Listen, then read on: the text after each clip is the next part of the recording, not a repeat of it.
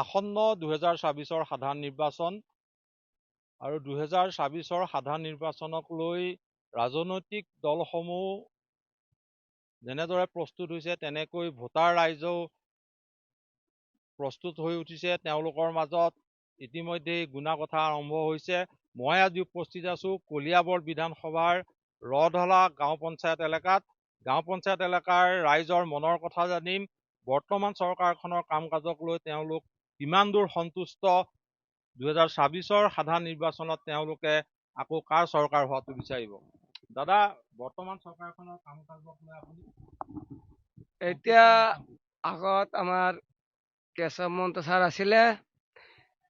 আমি কেশৱ মহন্ত ছাৰৰ MLA যেতিয়াৰ পৰা মানে কেশৱ ছাৰ MLA উঠিছিলে, মই নিবাস দাস হয়, তেতিয়াৰ পৰা মই ফাৰ্ষ্টৰ MLA যেতিয়া কেশৱ ছাৰ উঠিছিলে তেতিয়া মই চাইকেল লৈ আমি কেনভাছ কৰিছো। তেতিয়াৰ পৰা আমাৰ কেশৱ ছাৰক আমি জিকাইছো। তেতিয়াৰ পৰা আমাৰ AGP চৰকাৰ, আমাক AGP পৰা আমি আছো। আমাৰ গোটেই মিছামুখটো AGP আছে। মাজে মাজে আছে কোনোবা কোনোবা কংগ্ৰেছ, সেইবিলাকৰ কাম নাই। এনেদৰে এগৰাকী লোকে তেওঁৰ প্ৰতিক্ৰিয়া ব্যক্ত কৰিলে। তেওঁলোকে জন্মৰ পৰাই চাইকেল লৈ অগপ দলৰ হৈ কাম কাজ কৰিছে। আমাৰ লগত আৰু এগৰাকী লোক আছে, তেওঁলোকৰ পৰা জানিম যে কিমান দূৰ তেওঁলোক সন্তুষ্ট বৰ্তমান চৰকাৰৰ কাম কাজক লৈ, আহি থকা সময়বোৰত কাৰ চৰকাৰ বিচাৰে। বৰ্তমান চৰকাৰৰ কাম কাজক লৈ আপুনি ভাল পাইছে নে বেয়া পাইছে? আমাৰ যোনটো বৰ্তমান চৰকাৰ, বিজেপি চৰকাৰ বহুত ভাল কাম কৰি আছে। এইটো কাৰণে যথেষ্ট ধন্যবাদ। ভাল লাগে, তেনেকুৱা আৰু আগবাঢ়ি যাব লাগে কামটো, এইটোকে আমি বিচাৰো। 2024 নিৰ্বাচন পালেহি, আপুনি অসমত কাৰ চৰকাৰ হোৱাটো বিচাৰিব বা মুখ্যমন্ত্ৰী কাক বিচাৰিব? মইতো ডেফিনেটলি বিজেপি চৰকাৰকে বিচাৰিম আৰু আমাৰ মামাকেই বিচাৰিম মুখ্যমন্ত্ৰী হিচাপে। আমাৰ লগত আৰু এগৰাকী ক্ষুদ্ৰ ব্যৱসায়ী আছে। দাদা, বৰ্তমান চৰকাৰৰ কাম কাজক লৈ আপুনি ভাল পাইছে নে বেয়া পাইছে? ভালেই পাইছো। ভালেই পাইছে। কাম কাজ কৰিব পাৰিছে নাই ৰাইজৰ? পাৰিছে। আমাৰ লগত আৰু দুজনমান লোক আছে, তেওঁলোকৰ পৰা জানিম। দাদা, বৰ্তমান চৰকাৰৰ কাম কাজক লৈ আপুনি সন্তুষ্ট নে অসন্তুষ্ট? সন্তুষ্ট। ভালে কাম কৰিছে, যিখিনি কাম কৰিছে ৰাইজৰ কাৰণে বহুত ভাল কৰিছে। আৰু যেনেকে স্বচ্ছতাৰে চাকৰি বাকৰিবিলাক দি আছে দুখীয়া মানুহবিলাকৰ, তাৰ কাৰণে বহুত ধন্যবাদ। আৰু এইবাৰতো আমাৰ বিজেপি চৰকাৰে যাব। মুখ্যমন্ত্ৰী হিচাপে কাক বিচাৰিব? হিমন্ত বিশ্ব শৰ্মা, তেওঁ এক উপযুক্ত প্ৰাৰ্থী। 2024 তেখেতে আহিব। বাইদেউ, আমাৰ লগত আৰু এগৰাকী লোক আছে, তেওঁৰ পৰা জানিম।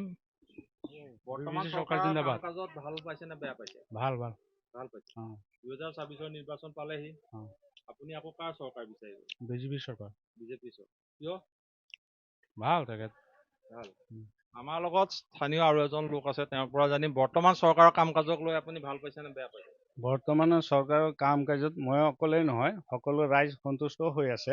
যিহেতু আমাৰ হিমন্ত বিশ্ব শৰ্মা চৰকাৰৰ যিকেইটা পদক্ষেপ লৈছে, সেইকেইটা পদক্ষেপত সকলোৱে সন্তুষ্ট। কাৰণ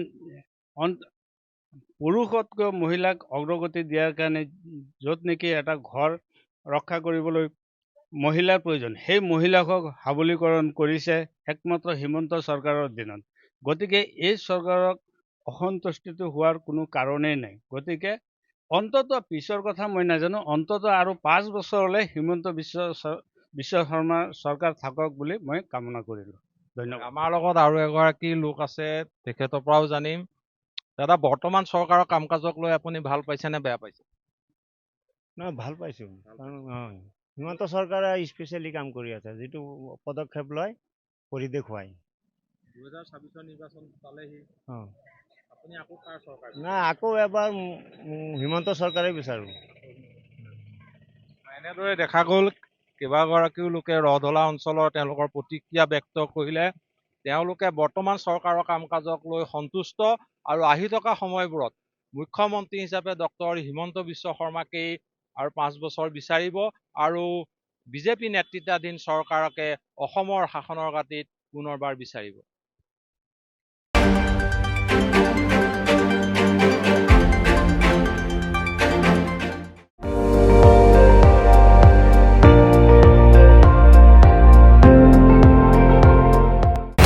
আপুনি চাই আছে ND24 সৰ্বশ্ৰেষ্ঠ নহয় সৰ্বোত্তমৰ দৌৰত।